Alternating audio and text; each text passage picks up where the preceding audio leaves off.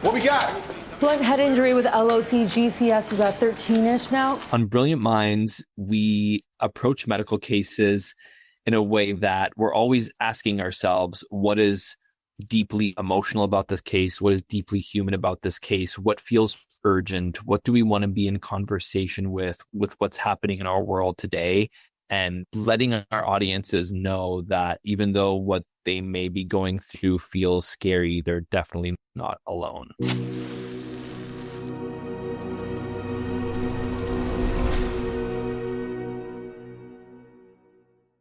So, what kind of riveting cases are we tackling these days?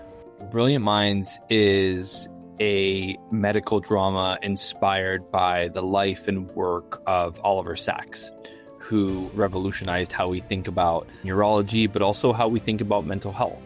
And he really dedicated his life to destigmatizing mental health care and making it less scary for people to get help.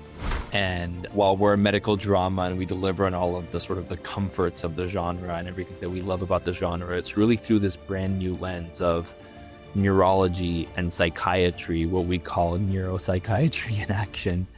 I'm the attending neurologist, Dr. Wolf. I'm Tommy's personal doctor. I can take it from A here. neuro exam is standard procedure. All right, Dr. Anders says it's covered. So I gotta get back to training. I'm sorry, what's happening? Wait, sorry. Tommy, is it? If you sustained a concussion, we need to make sure that you don't have any brain damage. Brain damage. Or worse, a bleed or edema. If we don't get that checked, he might not last the day. We got it under control, okay? Right, baby, maybe we should listen to the doctor, do a neuro exam. Consider it a precaution. Tommy. What are you doing? Take it back. Good call, paging neuro. The brain and the mind are really in so many ways the last frontier of the human experience. Consciousness and what that represents to us, I think, is such a prolific mystery. And to get to live and work in that world was something that I found really compelling. I think for years, we've seen depictions of mental health care in media that can be scary. It's often been used as a horror trope. And we want to show people that mental health care is not horror. It's actually a place where you can go and it's not scary. And there are amazing professionals that work really hard and dedicate their lives to helping people through these struggles that may seem invisible on the surface sometimes.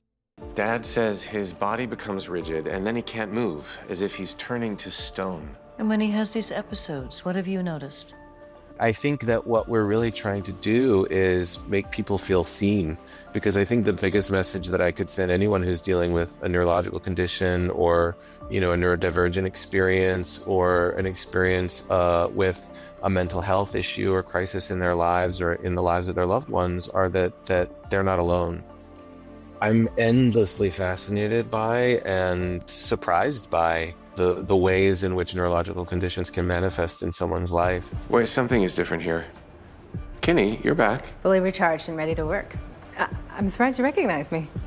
Dr. Wolf is face blind, which is convenient if you ever want to avoid getting recognized. Fascinating.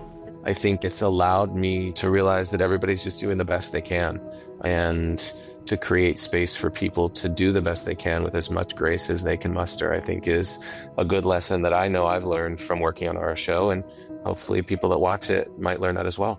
What I love about Brilliant Minds is that it's a show about a doctor who listens to his patients and takes the time to get to know his patients. It's always about the person and who they are and their lives and what they want. And just because you're dealing with a diagnosis doesn't mean that defines everything about you.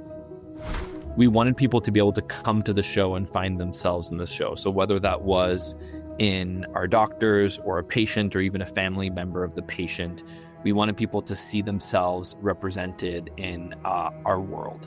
And I hope that when people watch our show, that's a fundamental message that they take away, right? That there is help out there. There are people who care, and there are always resources.